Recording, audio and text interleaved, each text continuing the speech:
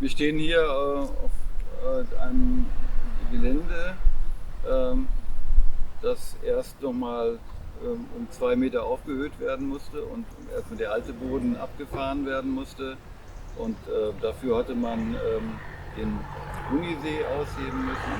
Und aus diesem Grunde wurden die ersten Gebäude der Universität gar nicht im späteren Zentralbereich geschaffen, sondern am Rande, hier weiter südlich, DW1 und NW1.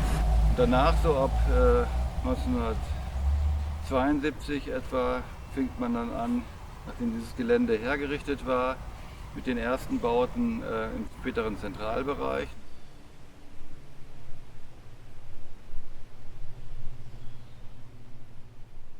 Im Hintergrund eben unter anderem auch das Geisteswissenschaften-II-Komplex, der eben so eine typische Baustruktur hat, wie sie für die Gründerjahre der Universität ganz charakteristisch ist, nämlich mit Betonfertigteilen zu operieren, ein Gebäudesystem zu errichten, das eben vor allen Dingen nach funktionalen Kriterien entworfen worden ist und weniger nach so klassischen architekturästhetischen Kriterien. Es war eben die Zeit der Spätmoderne und Architektur war eben sehr stark von Funktionalismus-Gedanken geprägt.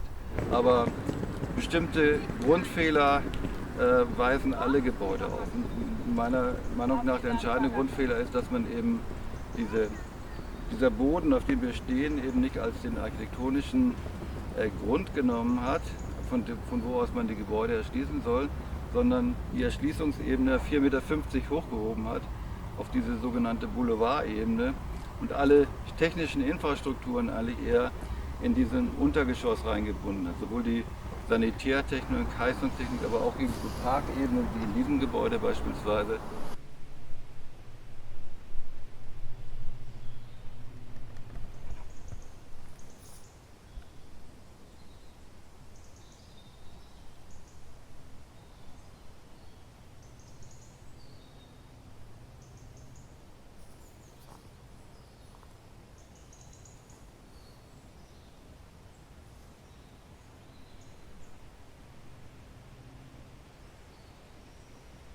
Wir waren viel jünger als die klassischen Architekten, die da die ersten Gebäude gebaut haben. Und die haben sich ja entschieden, also sehr konventionell der Materialität der Zeit gehorchend, hauptsächlich Waschbeton und solche Materialien zu verwenden. Und davon waren wir erstmal geschockt, also das war nicht einladend. Am Ende war die Bremer Uni geprägt durch Brutalismus und es war eine merkwürdige Atmosphäre. In diesem Brutalismus, das ist ja so ein bisschen die Architektur des Nationalsozialismus, den man dann etwas anders macht, nicht mehr mit diesen Steinen, sondern mit diesem Waschbeton. Also da habe ich eine gewisse Nähe gesehen, das fand ich abstoßend. Abstoßend als junger Mann.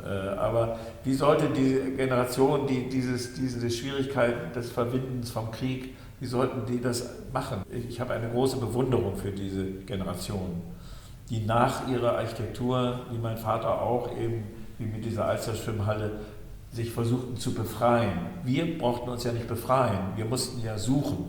Wir mussten suchen einen Weg und waren nicht belastet. Ja, unser Entwurf, glaube ich, wir haben das Preisgericht, vor allem auch die Politiker überzeugen können, weil es ein völlig anderer Ansatz war, den man in der Zeit gesucht hat, nämlich nicht den Brutalismus, sondern den Konstruktivismus, wenn man so will, also Konstruktion im Vordergrund. Das, was ich in meinem Studium auch gelernt habe, sage ich mal, vor allem in London, im Archigramm-Bereich, in dem AA-Studium, dass man also mit Architektur eben aus einer Zeit heraus auch in die Zukunft gucken kann.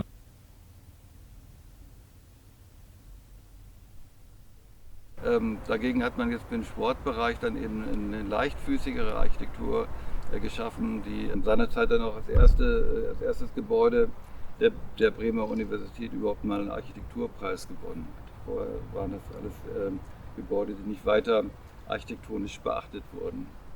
Nach 10 Jahren Universität hat man dann gesehen, dass das nicht mehr so natürlich weiterwuchs. Man stand ja hier auf einem riesigen Gelände und ursprünglich hatte man ja verschiedene Pläne noch gehabt, dass man eine Universitätsklinik schafft, also da Richtung Unisee war im Bereich für das Klinikum vorgesehen und man merkte aber, dass das finanziell nicht funktioniert. Und dann hat man auch unter Druck der Politik das Konzept verändert, also von gesellschaftswissenschaftlichen, pädagogischen Schwerpunkten, die ja ursprünglich hier im Vordergrund standen, hin zu natur- und ingenieurswissenschaftlichen Schwerpunkten. Entsprechend dieser Umorientierung hat man dann auch eben dann Neubauten geschaffen. Die ersten Neubauten schließen zwar noch an die Boulevardebene an, haben dann aber auch schon ebenerdige Zugänge und ungefähr 5 Jahre später hat man dann auf dem Umfeld der Universität damit begonnen, Erweiterungsgebauten der Universität aus diesem Bereich Naturwissenschaften und Ingenieurswissenschaften, ebenso aber auch freie Wirtschaftsunternehmen, die quasi in diesem Bereich tätig sind, dort sich ausbreiten zu lassen unter dem Stichwort Technologiepark.